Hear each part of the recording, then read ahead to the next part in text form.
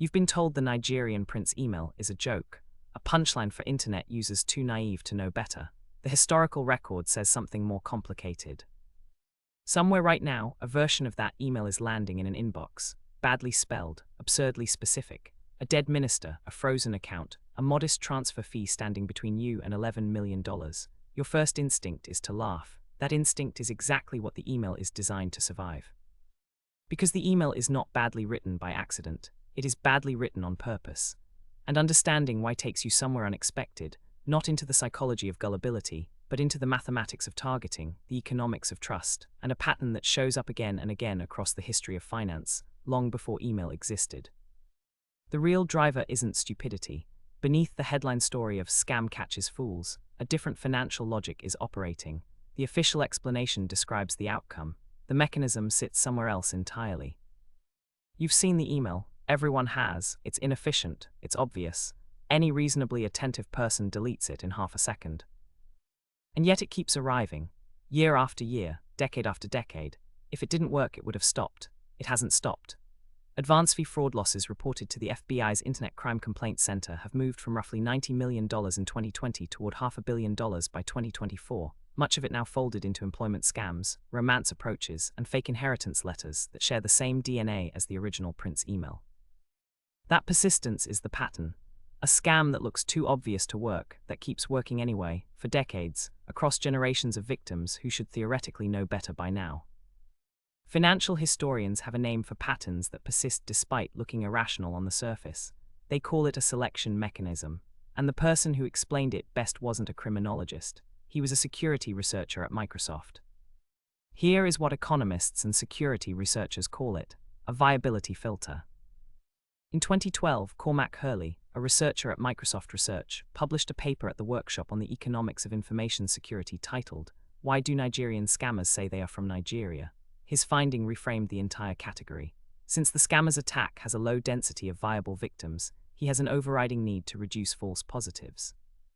By sending an email that repels all but the most gullible, the scammer gets the most promising targets to self-select, tilting the ratio of real victims to wasted effort in his favor.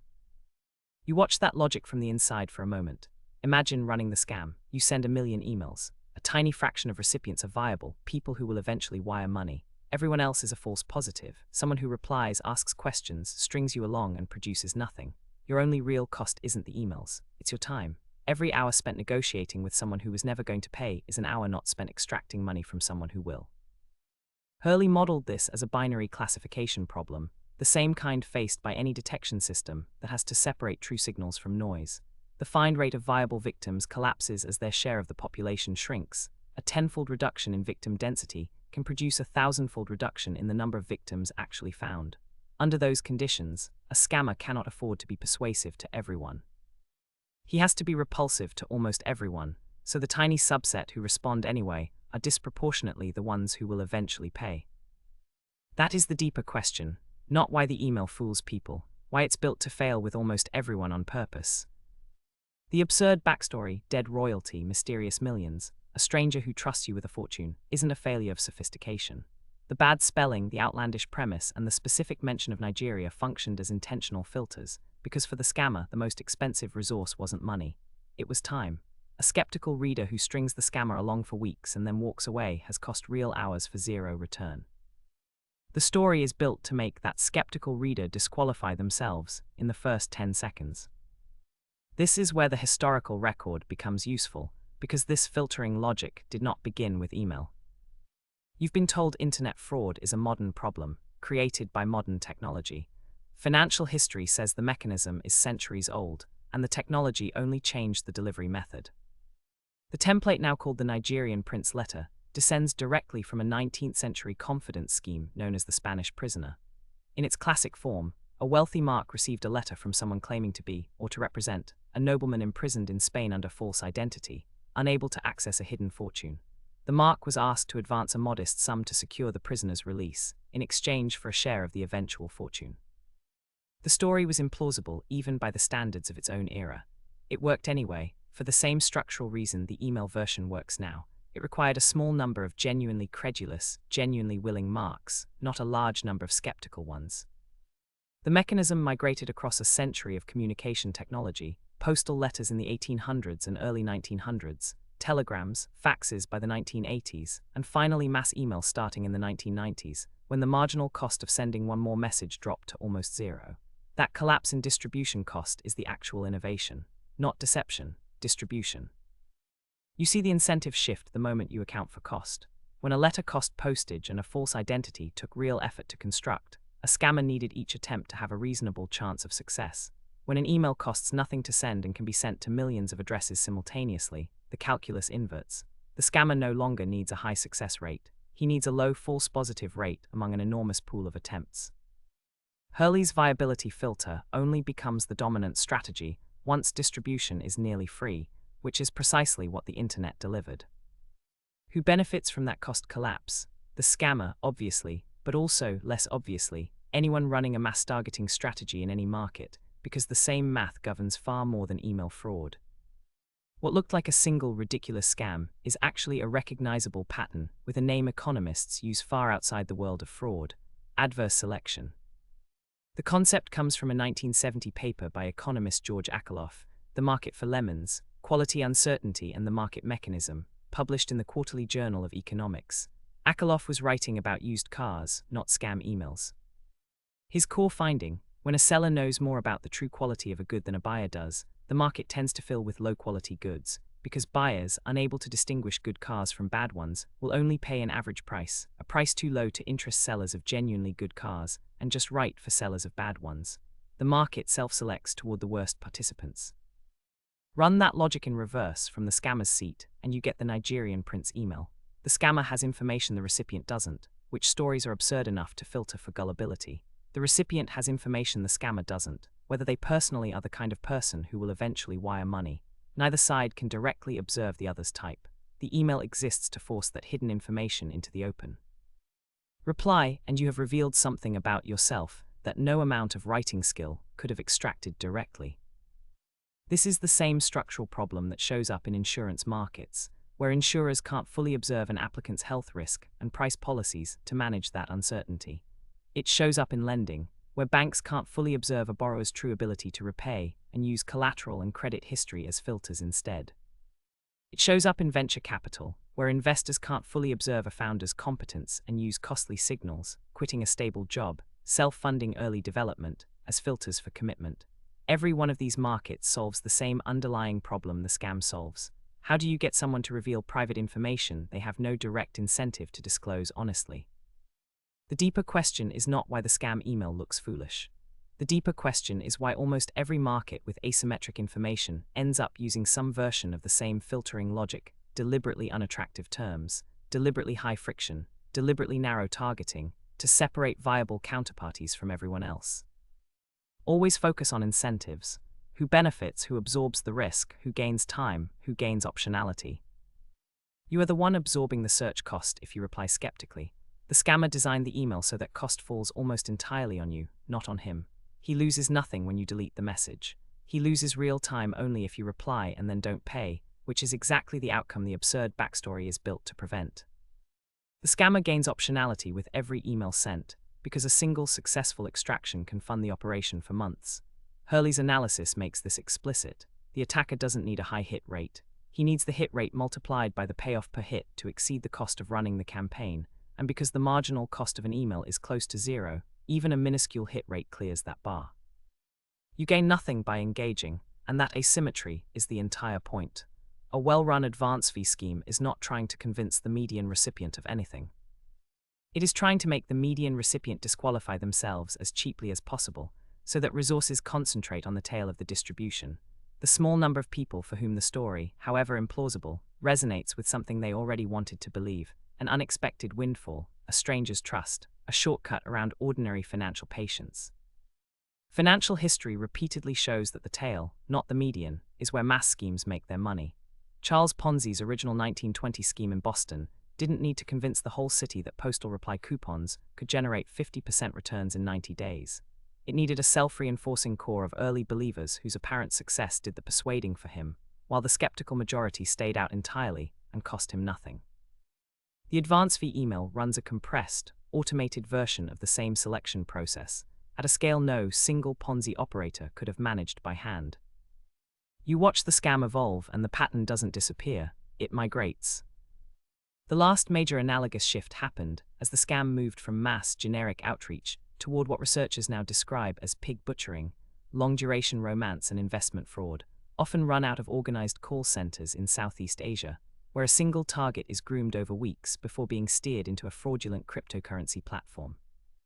The FBI's Internet Crime Complaint Center reported cryptocurrency investment fraud losses of $5.8 billion in 2024, a 47% jump from the prior year, out of nearly $6.6 billion in investment fraud overall, making it the single costliest fraud category the Bureau tracks.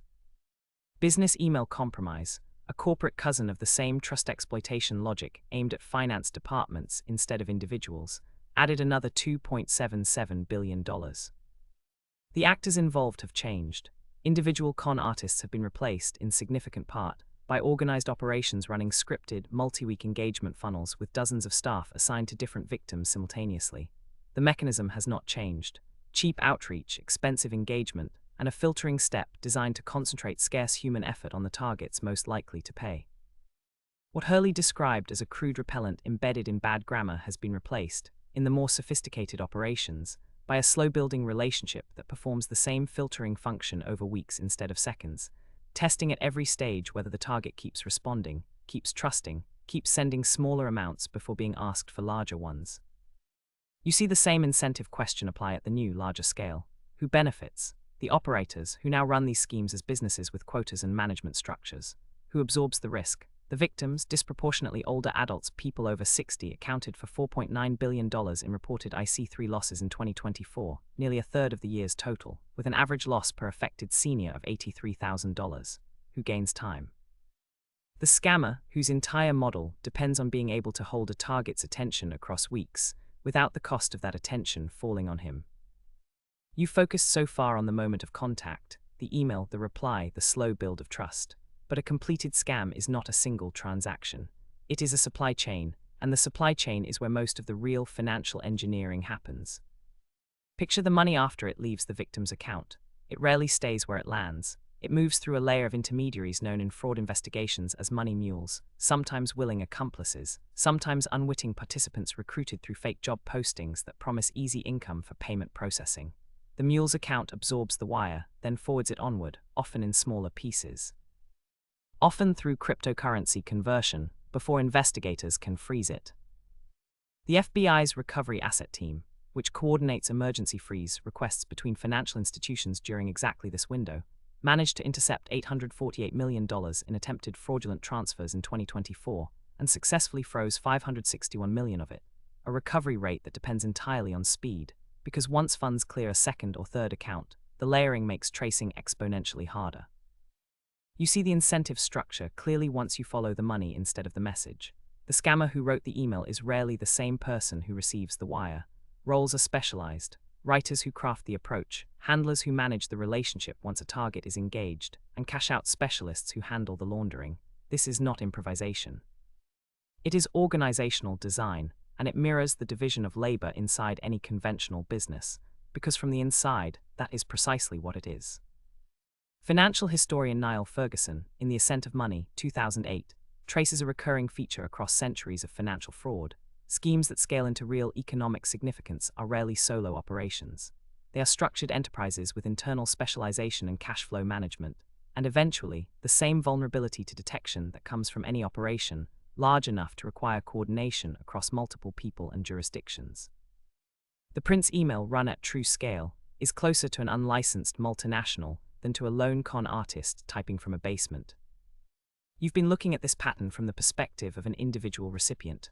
Run the same lens across a corporate finance department, and the scale changes by orders of magnitude while the underlying mechanism stays identical. Business email compromise is the institutional descendant of the Prince letter, a fraudulent message asking a company's accounting staff to redirect a wire transfer, usually timed around a plausible business event, an executive traveling and unreachable by phone, a vendor claiming updated banking details, an acquisition closing under time pressure. The FBI logged 21,442 BEC complaints in 2024, totaling $2.77 billion in losses, a per incident average far higher than a consumer-targeted email because the target isn't a household budget, it's a corporate treasury account. The filtering logic still applies, just relocated. Instead of filtering for gullible individuals across a mass population, BEC filters for finance staff operating under exactly the right combination of authority deference and time pressure, new employees unfamiliar with verification protocols, smaller companies without dual approval requirements for large wires, organizations where a request framed as coming from the CEO roots around normal scrutiny by design. Cumulative BEC losses reported to IC3 between 2022 and 2024 alone reached nearly $8.5 billion, which tells you the filter is finding its viable targets efficiently, at institutional scale, using nothing more sophisticated than a spoofed email address and a plausible pretext. You watch the two versions of the scheme side by side. One arrives in a personal inbox promising millions from a stranger. The other arrives in a corporate inbox impersonating a colleague. Different audience, different script, identical underlying architecture, cheap outreach, a filter that costs the target something to fail, and a payoff concentrated in the narrow slice of recipients who don't stop to verify. You've likely absorbed a few explanations for why these scams still work. Most of them describe the symptom, not the mechanism. The first explanation: victims are simply unintelligent. The evidence contradicts this directly. A widely cited 2011 study by Cambridge researchers Frank Stagiano and Paul Wilson, published in Communications of the ACM, examined recorded confidence scams and found the exploited weaknesses were universal cognitive shortcuts: the tendency to reciprocate a favor, deference to apparent authority, aversion to admitting a prior decision was wrong, not deficits specific to any one group. Victims of advance fee and romance schemes span every income and education level. Some of the largest individual losses on record belong to people with substantial financial and professional sophistication, including attorneys and former bank officers, precisely because the con is built around trust mechanics, not arithmetic. The second explanation: better spam filters will eventually end this. Hurley's own analysis undercuts this claim, because the mechanism doesn't depend on messages reaching everyone. It depends on reaching enough people that a tiny viable fraction still clears the cost of the campaign. Filtering reduces volume. It does not change the selection math that makes a surviving message profitable.